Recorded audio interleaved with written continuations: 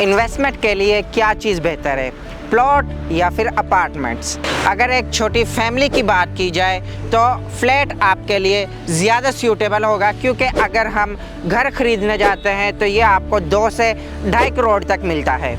और यहीं अगर हम फ्लैट की बात करें तो नॉर्मली 2 बेड अपार्टमेंट्स आपको 1 करोड़ के बजट में इंस्टॉलमेंट पर मिल जाता है। तो घर और प्लॉट के रेट्स में आपको 50% तक डिफरेंस नज़र आता है। अपार्टमेंट्स में एक डेवलपर आपको सिर्फ 2 बेड या 3 बेड का अपार्टमेंट्स नहीं दे रहा होता है, वो तो बल्कि आपको एक मुकम्मल लाइफस्टाइल दे रहा होता है। वो तमाम तरह अमेनिटीज़ आपको एक ही बिल्डिंग के अंदर मिल जाती है, जिसमें swimming pool, rooftop garden, meeting area, बच्चों के लिए किड प्ले एरिया और तमाम तरह कमर्शियल एक्टिविटी, ये सारी की सारी चीज़ें आपको एक ही बिल्डिंग में मिल जाती हैं।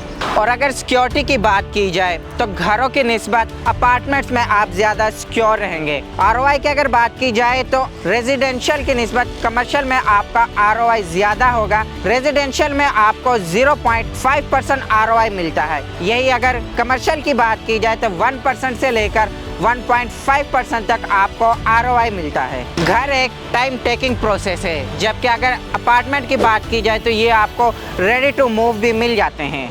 और अगर रीसेल की बात की जाए तो घरों की निस्बत फ्लैट इजीली रीसेल हो जाते हैं। अब मोस्टली ओवरसीज़ क्लाइंट घरों की निस्बत फ्लैट को ज़्यादा तरजीह देते हैं, क्योंकि उनके जाने के बाद उनकी इन्वेस्टमेंट सिक्योर और मेंटेन रहती है। और अपार्टमेंट्स में आपको मिनिमम 15% से लेकर 25% तक इंक्रीजमेंट मिलती है। तो इन सारी चीज़ों को देखते हुए अपार्टमेंट्स घर या प्लॉट की निस्बत इन्वेस्टमेंट के लिए ज़्यादा सूटेबल है। कस्टमर्स और इन्वेस्टर्स के सरमाए का तहफ़्फ़ुज़ हमारी अव्वलीन तरजीह है। Globe state and builders.